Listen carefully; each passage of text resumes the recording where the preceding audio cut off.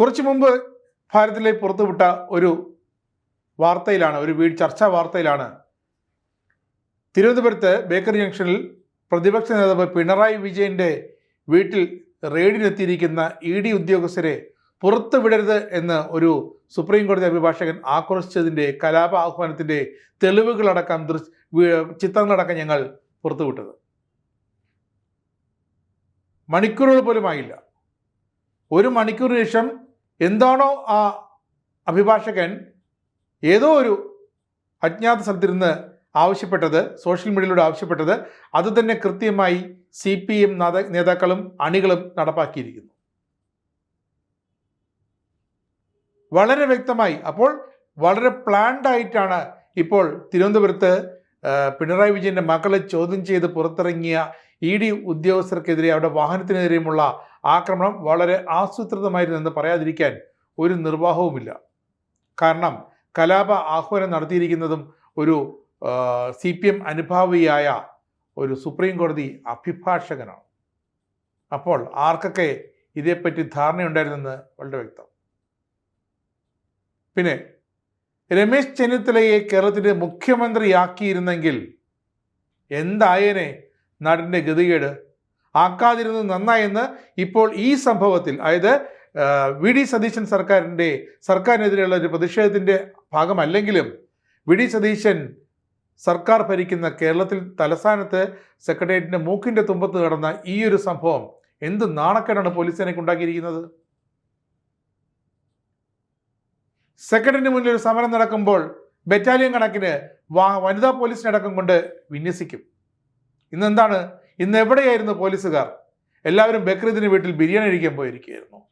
സംശയമുള്ളതുകൊണ്ട് ചോദിക്കുകയാണ്. ഇത്രയും സംഘർഷം ഉണ്ടാകുമെന്ന് അറിഞ്ഞിട്ടും ആവശ്യമുള്ളതിൻ്റെ പകുതി ഫോഴ്സിനെ പോലും അവിടെ എത്തിക്കാൻ കേരളത്തിലെ തിരുവനന്തപുരം ജില്ലയിലെ പോലീസിന് സാധിച്ചില്ല.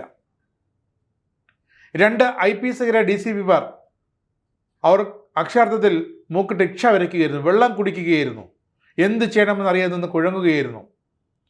ഈ ചതി അവർ ഒരിക്കലും പ്രതീക്ഷിച്ചില്ല. 10 വർഷത്തെ ഭരണമായിരുന്നല്ലോ. അതുകൊണ്ട് പോലീസ് തലപ്പത്തുള്ള എല്ലാ ഉന്നതരായ പോലീസ് ഉദ്യോഗസ്ഥരെയും ഒക്കെ ഈ CPM നേതാക്കൾക്കറിയാം.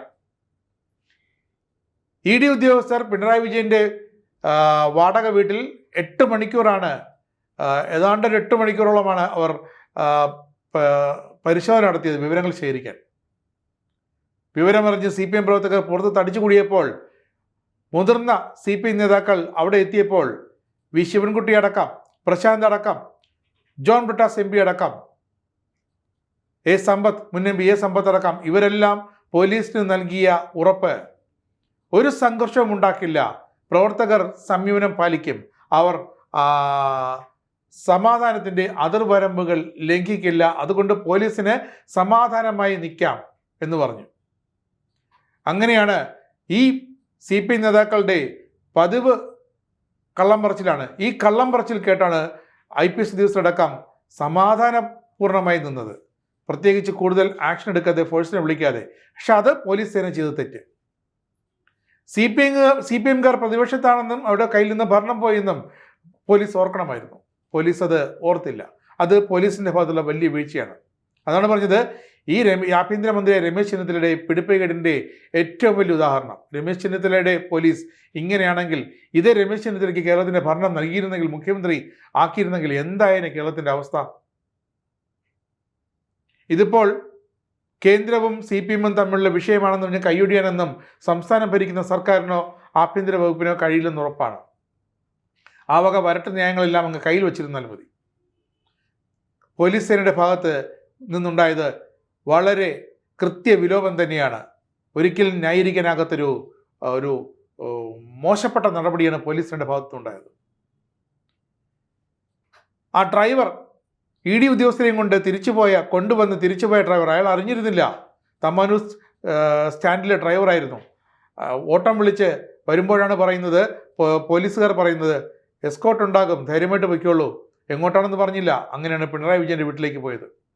എസ്കോർട്ട് ഉണ്ടാകുമെന്ന് പറഞ്ഞിട്ട് ആ 3 വാഹനങ്ങൾ പുറത്തിറങ്ങുമ്പോൾ ഒരു എസ്കോർട്ട് വാഹനം പോലും ഉണ്ടായിരുന്നില്ല. പോലീസും CPM നേതാക്കളും ചേർന്ന് കളിച്ചൊരു നാടകമാണോ എന്ന് പോലും സംശയിക്കാൻ ഇത് മാത്രം മതി. അങ്ങനെ കണക്കിന് കിട്ടിയ വാഹനം അടിച്ചു തകർത്തു CPM പ്രവർത്തകർ. ഗുരുതരമായ തെറ്റാണ് അവർ ചെയ്തിരിക്കുന്നത്. ഗുരുതരമായ പ്രത്യാഘാതങ്ങൾ, ആ വാഹനം അടിച്ചു പൊട്ടിച്ച ഓരോ CPM പ്രവർത്തകരും ഗുരുതരമായ പ്രത്യാഘാതങ്ങൾ നേരിടേണ്ടി വരും. ആരാണ് വീണ വിജയൻ? പ്രതിപക്ഷ നേതാവായ മുൻ മുഖ്യമന്ത്രിയായിരുന്ന പിണറായി വിജയൻ്റെ മകൾ, 2 മക്കളിൽ ഒരാൾ. അല്ലാതെ ഈ വീണ എന്ന വീണ വിജയന് MLA ആയ നമ്മുടെ MLAയുടെ ഭാര്യയ്ക്ക് എന്തെങ്കിലും ഒരു പദവി പാർട്ടിയിലുണ്ടോ? അങ്ങനെയുണ്ടെങ്കിൽ മുൻ മന്ത്രി റിയാസിൻ്റെ, ഇപ്പോൾ ബേപ്പൂരിലെ MLA ആയ മുഹമ്മദ് റിയാസിൻ്റെ ഭാര്യയായ വീണയ്ക്ക് പാർട്ടിയിൽ എന്തെങ്കിലും ഒരു സ്ഥാനം, അറ്റ്ലീസ്റ്റ് ഒരു ജില്ലാ കമ്മിറ്റിയിൽ, ഒരു ഏരിയ കമ്മിറ്റിയിൽ, അല്ലെങ്കിൽ ലോക്കൽ കമ്മിറ്റിയിൽ എന്തെങ്കിലും ഒരു പദവിയുണ്ടോ? ഈ വീണ എന്ന എക്സാലോജിക്കിൻ്റെ ഉടമയെ തേടിയാണ് ED എത്തിയത്. വീണയുടെ ബാങ്ക് രേഖകളടക്കം പരിശോധിക്കാനുണ്ടായിരുന്നു. ആ രേഖകളെല്ലാം ED, ബാങ്ക് അക്കൗണ്ടുകളെല്ലാം ED ഇപ്പം മരവിപ്പിച്ചു കഴിഞ്ഞു. കാരണം അവർക്ക് കൂടുതൽ തെളിവുകൾ അതിൽ നിന്ന് ശേഖരിക്കാനുണ്ട്. വീണ വിജയനെ ചോദ്യം ചെയ്യാനാണ് പ്രതിപക്ഷ നേതാവ് പിണറായി വിജയൻ്റെ വാടക വീട്ടിലേക്ക് ED എത്തുന്നത്, അല്ലാതെ പിണറായി വിജയനെ ചോദ്യം ചെയ്യാനല്ല. എന്നിട്ട് എന്തായി? എന്തിനാണ് CPM പ്രവർത്തകർ അരിശം കൊണ്ടത്? എന്തിനായിരുന്നു അവരെന്താണ് ആദ്യം ചെയ്തത്? ആദ്യമേ അവർ പോലീസ് ബാരിക്കേഡ് തകർക്കാൻ ശ്രമിച്ചു. അപ്പോഴെങ്കിലും ഉന്നത പോലീസ് ഉദ്യോഗസ്ഥർക്ക് കാര്യങ്ങൾ കൈവിട്ടു പോകുകയാണ് എന്നൊരു ബോധ്യം വരണമായിരുന്നു. പക്ഷേ എന്താണ് എൻ്റെ അടിസ്ഥാനമെന്നറിയില്ല, അങ്ങനൊരു ബോധ്യം അവർക്കുണ്ടായില്ല. നിങ്ങൾ ഓർക്കണം, കഴിഞ്ഞ ദിവസമാണ് തമിഴ്നാട്ടിൽ ഒരു പെൺകുട്ടിയുടെ ദുരനുഭവവുമായി ബന്ധപ്പെട്ട വാർത്താ സമ്മേളനം വിളിച്ചു ചേർക്കുന്നതിന് മുമ്പ് 4 IPS ഉദ്യോഗസ്ഥർ അവിടെ നിന്ന് പൊട്ടിച്ചിരിക്കുന്ന ദൃശ്യം മുഖ്യമന്ത്രി വിജയുടെ കയ്യിലേക്ക് എത്തിയത്. അപ്പോൾ തന്നെ അടിച്ചു കൊടുത്തു 4 പേർക്കും സസ്പെൻഷൻ. ഇവിടെയോ ആരാണ് പോലീസിലെ ഈ പുഴുക്കുത്തുകൾ? ആരാണ് ഈ CPM പ്രവർത്തകർക്ക് ED ഉദ്യോഗസ്ഥരെ ആക്രമിക്കാനുള്ള മൗന അനുവാദവും ഒത്താശയും എല്ലാം ചെയ്തു കൊടുത്തത്? പ്രവർത്തകർ പലതവണ പോലീസ് ബാരിക്കേഡ് തകർത്ത് പിണറായി വിജയൻ്റെ വീട്ടിനകത്തേക്ക് കടക്കാൻ ശ്രമിച്ചു, ED ഉദ്യോഗസ്ഥരെ കൈകാര്യം ചെയ്യാൻ. കല്ലുകൾ പറക്കി എറിഞ്ഞു. ഒടുവിലിതാ ആ വാഹനങ്ങൾ, ED ഉദ്യോഗസ്ഥർ റെയ്ഡ് കഴിഞ്ഞ് വാഹനങ്ങൾ പുറത്തേക്ക് ഇറങ്ങുമ്പോൾ എന്തായിരുന്നു പോലീസ് ചെയ്യേണ്ടിയിരുന്നത്? ആ വാഹനങ്ങൾക്ക് മതിയായ സംരക്ഷണം നൽകുക. അത് പ്രവർത്തകർ സംയമനം പാലിച്ചോട്ടെ, അവർ അക്രമാസക്തരായിക്കൊള്ളട്ടെ, എന്തു തന്നെ ആയിക്കൊള്ളട്ടെ, ഒരു ജനക്കൂട്ടം അവിടെ കൂടി നിൽക്കുകയാണ്, അതും ഇടുങ്ങിയ ഒരു നഗരത്തിലെ ഒരു റെസിഡൻഷ്യൽ ഏരിയയിൽ. അപ്പോൾ ആ വന്നിരിക്കുന്ന കേന്ദ്ര സർക്കാരിൻ്റെ അന്വേഷണ ഏജൻസിയുടെ ഉത്തരവാദിത്തപ്പെട്ട ഉദ്യോഗസ്ഥർക്ക്, ഒരു വനിതയടക്കം ആ ടീമിലുണ്ടായിരുന്നു, അവർക്ക് മതിയായ പ്രൊട്ടക്ഷൻ നൽകുക എന്നത് മാത്രമാണ് സംസ്ഥാന പോലീസിൻ്റെ പ്രാഥമിക ജോലി. അതിനുശേഷം മാത്രമാണ് അവിടെയുള്ള ജനക്കൂട്ടം, പാർട്ടി പ്രവർത്തകർ അവർ അക്രമാസക്തരാകുമോ, അവരെ അടിച്ചോടിക്കണോ, അതോ അവരെ നിയന്ത്രിച്ച് നിർത്തണോ എന്ന് തീരുമാനിക്കേണ്ടത്. മതിയായ പോലീസ് സംവിധാനം ഇല്ലാത്തത് കൊണ്ടല്ലോ. നേരത്തെ പറഞ്ഞതുപോലെ ബറ്റാലിയൻ കണക്കിന് പോലീസ് ഇപ്പോഴും എയർ ക്യാമ്പിലുണ്ട്, SAP ക്യാമ്പിലുണ്ട്, വനിതാ ബറ്റാലിയനുണ്ട് കഴക്കൂട്ടത്ത്, മേനംകുളത്ത്. എന്നിട്ട് എവിടെ അവരൊക്കെ? ആരെയും വിന്യസിച്ചില്ല. പേരിന് മ്യൂസിയം പോലീസ് സ്റ്റേഷനിലെയും തമ്പാനൂർ സ്റ്റേഷനിലെയും SHOമാരടക്കം കുറച്ച് പോലീസുകാർ, ലോക്കൽ പോലീസുകാർ. എന്നിട്ട് എന്തായി? ആദ്യം അവർ വെള്ളക്കുപ്പികൾ നിറച്ച വെള്ളക്കുപ്പികൾ കൊണ്ടാണ് ആ വാഹനത്തിനെ എറിഞ്ഞത്. പിന്നീട് ചുടുകട്ട, നമ്മൾ ദൃശ്യങ്ങളിലൊക്കെ കണ്ടാണ്, ചുടുകട്ട കൊണ്ട് ആ ഗ്ലാസുകൾ ഇടിച്ചു പൊട്ടിച്ചു. കൈകൊണ്ട് ഗ്ലാസുകൾ ഇടിച്ചു പൊട്ടിച്ചു. ഡ്രൈവർക്ക് പരിക്കേറ്റു. എൻഫോഴ്സ്മെൻറ്റ് ED ഉദ്യോഗസ്ഥർക്കും പരിക്ക് പറ്റി. അങ്ങനെ ആ വാഹനം അവർ പോലീസ് സ്റ്റേഷനിലേക്ക് കൊണ്ടുപോയി. ഉത്തരവാദികൾ ആരാണ്? ഇത്തരമൊരു അക്രമ സംഭവം ഇനി അങ്ങോട്ട് 5 വർഷം അരങ്ങേറുമെന്ന് പോലീസിന് അറിയില്ലായിരുന്നോ? VD സതീശൻ മുഖ്യമന്ത്രി ഡെസിഗ്നേറ്റ് ആയപ്പോൾ, നിയുക്ത മുഖ്യമന്ത്രി ആയപ്പോൾ വന്നു കണ്ടത് സംസ്ഥാന പോലീസ് മേധാവി അടക്കമുള്ള IPS ഉദ്യോഗസ്ഥരാണ്. വെളുക്ക ചിരിച്ചുകൊണ്ടാണ് VD സതീശന് മുന്നിലേക്ക് അവർ ചെന്നത്. അപ്പോൾ തന്നെ ആ ദൃശ്യത്തിന് താഴെ ഒരു കമൻ്റ് ഉണ്ടായിരുന്നു. ചിരിക്കുന്ന ചിരി കണ്ടില്ലേ, ഏത് നിമിഷവും പണി ഉറപ്പാണ്. തിരിച്ചും VD സതീശൻ്റെ കയ്യിൽ നിന്നും പണി കൃത്യമായി കിട്ടിയിരിക്കും. അതെ, അത് ശരിയാണ്. അങ്ങനെയാണ് മുഖ്യമന്ത്രിയുടെ ഗൺമാന്മാരായിരുന്ന 5 പേർക്ക് ഉടനടി തന്നെ രക്ഷാപ്രവർത്തനത്തിലുള്ള പാരിതോഷികം കഴിഞ്ഞ ദിവസം സസ്പെൻഷനായി അടിച്ചു കൈ കൊടുത്തത്. ഇതിൻ്റെയൊക്കെ പ്രതിഷേധം CPM നേതാക്കൾക്കുണ്ടായിരുന്നു. ഈ നേതാക്കളുടെ പ്രതിഷേധം, അതുപോലെ തന്നെ തിരഞ്ഞെടുപ്പിൽ തോറ്റിട്ട് സ്വന്തം അണികളെപ്പോലും ന്യായീകരിക്കാനാകാത്തതിൻ്റെ ഒരു ജാളിത, വിഷമം, സങ്കടം, ആശങ്ക, ഉത്കണ്ഠ, ഇതെല്ലാം ഉണ്ടായിരുന്നു CPM നേതാക്കൾക്ക്. എങ്ങനെ അണികളോട് പറയും? എങ്ങനെ അണികളെ വിശ്വസിപ്പിക്കും നമ്മൾ തോറ്റത് എങ്ങനെയെന്ന്? അണികൾ പറഞ്ഞാൽ കേൾക്കില്ല.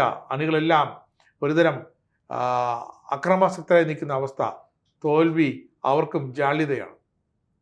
അങ്ങനെ സംസ്ഥാന തിരഞ്ഞെടുപ്പിൽ തോറ്റതിൻ്റെ പ്രതിപക്ഷ തായ്പ് അതും തോറ്റു തൊപ്പിയിട്ട് വെറും CPM 25 MLA മാത്രമായി പ്രതിപക്ഷ ബെഞ്ചിൽ പോയി ഇരിക്കേണ്ടി വന്ന ഗതികേടിൽ MLA, ആ നാണക്കേടിൽ പാർട്ടി നേതാക്കൾ, അതിനേക്കാൾ ജാള്യതയിലും നാണക്കേടിലും അണികൾ, പ്രവർത്തകർ. ഈ പ്രവർത്തകർ ഒരു സ്ഥലത്ത് കൂടുമ്പോൾ അവർ അക്രമാസക്തരാകുമെന്ന് പോലീസിന് അറിയില്ലായിരുന്നോ? അല്ലെങ്കിൽ ഈ നേതാക്കൾക്ക് അറിയില്ലായിരുന്നോ?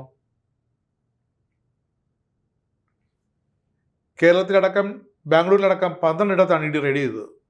EDക്ക് റെയ്ഡ് ചെയ്യാൻ അവകാശമില്ലെന്നാണോ ഈ CPM-കാർ പറയുന്നത്? മമതാ ബാനർജിയെ ED ചോദ്യം ചെയ്തു. അരവിന്ദ് കെജ്രിവാളിനെ ഡൽഹിയിൽ ചോദ്യം ചെയ്ത് അറസ്റ്റ് ചെയ്ത് ജയിലിലടച്ചു. ഇവിടെ അതൊന്നും സംഭവിച്ചില്ലല്ലോ. പിണറായി വിജയൻ്റെ മകളെ ഒന്ന് ചോദ്യം ചെയ്യാൻ വന്നു. തൊട്ടാൽ വാടിപ്പോകുന്നതാണോ CPM നേതാക്കളും അവരുടെ മക്കളടങ്ങുന്ന കുടുംബവും? എന്തായാലും CPM-കാർ പ്രതിപക്ഷത്താണ്. അവർ ചെയ്യേണ്ടതെല്ലാം ഇനിയും ചെയ്യുമെന്നുറപ്പാണ്. 5 വർഷം അവരുടെ നിലപാട്, അവർക്ക് ഈ കേരള രാഷ്ട്രീയത്തിൽ പിടിച്ചു നിൽക്കണമെങ്കിൽ എന്തെങ്കിലുമൊക്കെ ചെയ്ത് കാട്ടിക്കൂട്ടിയേ പറ്റൂ. അതോടെ നിൽക്കട്ടെ. രമേശ് ചെന്നിത്തല എന്ന ആഭ്യന്തരമന്ത്രിയുടെ കീഴിലുള്ള പോലീസ് വകുപ്പ് ഒരു പാഴ് വകുപ്പാണെന്ന് ഇപ്പോൾ തെളിയിച്ചിരിക്കുന്നു. രമേശ് ചെന്നിത്തലയ്ക്ക് സ്വന്തം വകുപ്പിനെ നേരെ നോക്കാൻ അറിയില്ലെങ്കിൽ എന്തിനാണ് അങ്ങ് ആഭ്യന്തര മന്ത്രിസ്ഥാനം ഏറ്റെടുത്തതെന്ന് വ്യക്തമാക്കണം. ഒന്നുകൂടി പറയുകയാണ്, അങ്ങേക്ക് എങ്ങാനുമാണ് മുഖ്യമന്ത്രി സ്ഥാനം കിട്ടിയിരുന്നെങ്കിൽ, അബദ്ധത്തിന് ലഭിച്ചിരുന്നെങ്കിൽ കേരളത്തിൻ്റെ ഗതി എന്താകുമായിരുന്നു? നിസ്സാരം ഒരു നേതാവിൻ്റെ വീട്ടിൽ നടന്ന ED റെയ്ഡ് അത് വളരെ നിർണായകമായിരുന്നു. കേരളത്തിനെ സംബന്ധിച്ചിടത്തോളം, അല്ലെങ്കിൽ രാജ്യത്തെ സംബന്ധിച്ചിടത്തോളം, രാജ്യത്തെ എല്ലാ ദേശീയ മാധ്യമങ്ങളിലും ചാനലുകളിലും വന്ന വാർത്ത അതുതന്നെയാണ്. കേരളത്തിലെ പ്രതിപക്ഷ നേതാവിൻ്റെ വീട്ടിൽ ED റെയ്ഡ് നടത്തുന്നു. പക്ഷെ വന്നത് അദ്ദേഹത്തിൻ്റെ മകളെ ചോദ്യം ചെയ്യാനാണ് പ്രധാനമായിട്ടും. അപ്പോൾ മതിയായ സുരക്ഷ ഉറപ്പാക്കാതെ CPM നേതാക്കൾ പറയുന്നത് കേട്ട് സംയമനം പാലിക്കും, ഞങ്ങൾ സംയമനം പാലിക്കും എന്നൊക്കെ പറയുന്നത് കേട്ട് അങ്ങനെ കോരിത്തെറിച്ച് നിൽക്കുകയല്ലാതെ എന്ത് നടപടിയെടുത്ത് നിങ്ങൾ പൊളിറ്റിക്കലായിട്ട് ആഭ്യന്തരമന്ത്രി നിലയ്ക്ക് താങ്കൾ എന്ത് നിർദ്ദേശമാണ് നൽകിയത്? താങ്കൾക്കുണ്ടല്ലോ ഹേമചന്ദ്രൻ IPS എന്ന പോലീസ് ഉപദേഷ്ടാവ്. അദ്ദേഹം എന്ത് ഉപദേശമാണ് താങ്കൾക്ക് ഈ വിഷയത്തിൽ നൽകിയത്? അല്ലെങ്കിൽ സംസ്ഥാന പോലീസ് മേധാവിയോട് അദ്ദേഹം എന്ത് നിർദ്ദേശമാണ് നൽകിയത്? താങ്കളുടെ സ്റ്റാഫ്, സെക്രട്ടേറിയറ്റിലെ താങ്കളുടെ സ്റ്റാഫ് ഇന്ന് അവധി ആഘോഷിക്കുകയായിരിക്കും അല്ലേ, ബക്രീദിന്. അങ്ങനെ പോലീസുകാരെല്ലാം തിരുവനന്തപുരം തലസ്ഥാന നഗരത്തിലെ സ്ട്രൈക്കർമാരടക്കം പോലീസുകാരെല്ലാം ബക്രീദിന് ബിരിയാണി കഴിക്കാൻ വേണ്ടി പോയ വേളയിൽ ED-ക്കാർ തിരിച്ചിറങ്ങി. അങ്ങനെ ED-ക്കാരെ അവിടെ കൂടി നിന്ന രാവിലെ 6 മണി മുതൽ കാത്തുനിന്ന് വിശന്നും ദാഹജലം കിട്ടാതെയും വിശന്നും ദാഹിച്ചുമൊക്കെ തളർന്നു നിന്ന പാർട്ടി പ്രവർത്തകർ ആക്രമിച്ചു എന്നാണോ താങ്കളുടെ പോലീസ് താങ്കൾക്ക് നൽകാൻ പോകുന്ന റിപ്പോർട്ട്? പ്രതിഷേധമാണ്, രാഷ്ട്രീയ പ്രതിഷേധമാണ്, അതുകൊണ്ട് പോലീസ് സംയമനം പാലിച്ചു എന്നാണോ താങ്കളുടെ പോലീസ് താങ്കൾക്ക് നൽകാൻ പോകുന്ന റിപ്പോർട്ട്? എന്തായാലും ആ റിപ്പോർട്ടൊക്കെ കണ്ണടച്ച് വിഴുങ്ങാൻ താങ്കൾ തയ്യാറാണെങ്കിൽ പിന്നെ മറ്റൊന്നും പറഞ്ഞിട്ട് കാര്യവുമില്ല. ഓരോ കേരളീയൻ്റെയും ജീവനും സ്വത്തിനും സുരക്ഷ നൽകേണ്ട ദൃഢഭാവേ മൃദുകർത്തേ എന്ന് പറയുന്ന സംസ്ഥാന പോലീസ് സേനയിൽ നിന്നും ED ഉദ്യോഗസ്ഥർക്ക് പശ്ചിമ ബംഗാളിലോ ഡൽഹിയിലോ തമിഴ്നാട്ടിലോ കർണാടകയിലോ അവർ നടത്തിയ പല റെയ്ഡുകളിലും അവിടെയൊന്നും ഉണ്ടാകാത്ത അത്തരമൊരു ആക്രമണം, വധശ്രമം അവർക്കെതിരെ CPM പ്രവർത്തകർ നടത്തിയിട്ടുണ്ടെങ്കിൽ അതിൻ്റെ ഉത്തരവാദിത്വത്തിൽ നിന്നും ആഭ്യന്തരമന്ത്രി നിലയിൽ രമേശ് ചെന്നിത്തലയ്ക്കും കോൺഗ്രസ് പാർട്ടിക്കും ഒഴിഞ്ഞു മാറാനേ സാധിക്കില്ലെന്ന് ഒന്നുകൂടി ഓർമ്മിപ്പിക്കുകയാണ്.